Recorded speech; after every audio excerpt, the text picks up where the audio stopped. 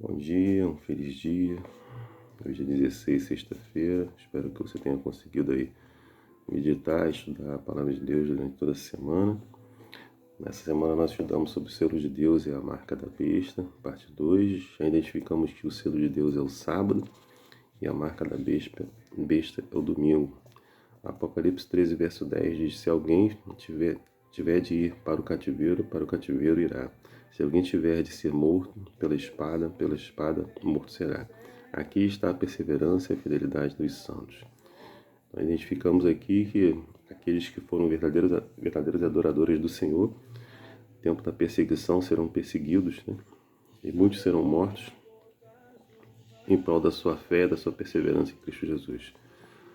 A lição também demonstrou que no século XV, os valdenses, pela sua fé, pela sua perseverança e por ser verdadeiro adorador também da palavra de Deus, de nosso Senhor Jesus Cristo, eles foram ferozmente perseguidos e em 1488 d.C., o exército da Igreja Romana assassinaram brutalmente os valdenses no vale de Loiese, devido à fé que professavam. Nós vimos também que o Duque de Samboia enviou aí 8.000 soldados lá no século XVII para o território dele. Lá exigiu que a população abrigasse lá os soldados nas tropas, em suas casas. Eles acataram aí a ordem do Duque, fizeram isso, e às 4 da manhã eles receberam um sinal aí para fazerem um massacre, ou seja, mataram aí 4.000 fiéis. Infelizmente, a história se repete muitas vezes. A marca da besta será o último elo de uma cadeia ímpia de perseguição religiosa que remonta ao passado, como as perseguições antigas. Tem o objetivo de impor um conjunto de crenças e um sistema de adoração. Por isso que a gente tem que estar se preparando aí para que a gente não possa negar ao nosso Deus, não é isso? Nós falamos também lá em Apocalipse 13, verso 5, e Apocalipse 12, versos 6 e 4, nós identificamos aí uma profecia dos 42 meses, 1.260 dias. A gente vimos que equivale à mesma proporção. Vimos também que um dia profético equivale a um ano, como diz lá em Números 14:34, Ezequiel 4:6. Nessa profecia nós identificamos desses 1.260 anos, identificamos que no quarto século foi legitimado aí o cristianismo, né? Em 330 depois de Cristo houve a força papal religiosa política. Em 538 a 1798 nós vimos aí que Justiniano oficializava aí como bispo de Roma. Em 1798 depois de Cristo, Berthier prende o Papa. Nós vimos aí que houve aí o primeiro cumprimento profético acerca do domínio papal, que já aconteceu, e finalizou com a prisão, né, do pontífice do Papa. Contudo, a ferida mortal será curada em nossos dias. É isso? Nós vimos também que quais são as marcas distintas aí da besta, né, desse poder anticristo aí, que tenta implantar aí um evangelho falso, né, que entraria na igreja distorcendo aí a palavra de Deus e se levantaria contra tudo que se chama Deus, querendo parecer Deus, né, querendo tomar o lugar de Deus, não é isso? Vimos também que Satanás ele tem aí uma estratégia, né? Os poderes políticos darão aí à besta autoridade e poder, né? Eles lutarão aí contra o Cordeiro, contra Deus, e que os vencerão junto com os seus fiéis que estão com ele, né? Vimos também que a marca da besta colocada aí na testa ou na mão. O povo de Deus guarda aí os mandamentos de Deus, né? E tem a fé em Jesus. Essas são duas características do povo de Deus.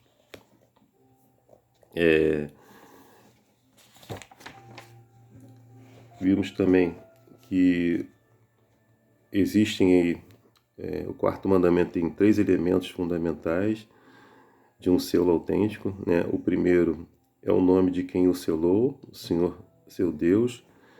Segundo, o título de quem o selou, que foi o Senhor que fez. o Criador, né? E o terceiro e último é o território em que ele reina, né? Os céus, a terra, o mar e tudo que neles há. Então, assim, o selo de Deus será colocado apenas em nossa testa, símbolo da mente. Jesus respeita a nossa liberdade e escolha. Ele convida a deixá-lo moldar nossa mente por meio do seu Espírito, para que não nos afastemos da segurança da fé na palavra de Deus. Os fiéis são os que guardam os mandamentos de Deus e têm a fé em Jesus. Nós mandamos, nos mandamentos está incluso aí o quarto mandamento, que é o sábado, que o poder da besta, esse poder religioso, né, e político, ele está querendo alterar esse mandamento aí, né? Ao lermos aí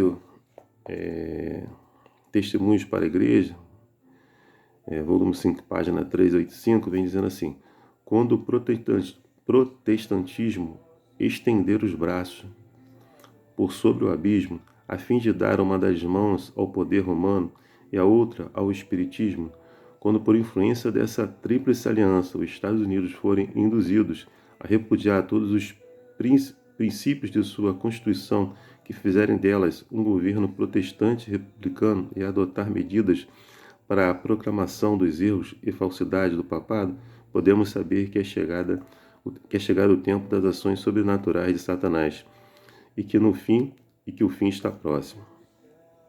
Também vemos aqui em manuscritos não publicados, páginas 53 e 54, que diz: tendemos a ignorar o fato de que o domingo é o dia de adoração das forças oponentes. No Apocalipse, o domingo é um símbolo extremamente importante que revela a astúcia inacreditável e o sofisma do dragão, ou seja, a serpente, Satanás.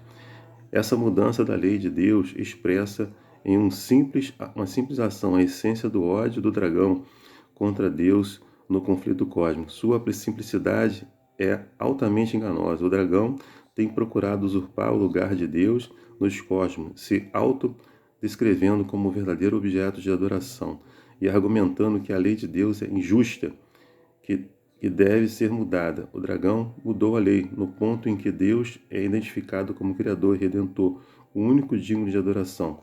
A mudança manifesta não apenas o ódio da vontade do Senhor, a lei, como também a tentativa de usurpar o lugar de Deus, tornando-se objeto de adoração. A universalização dessa mudança na lei lhe garantiria a vitória.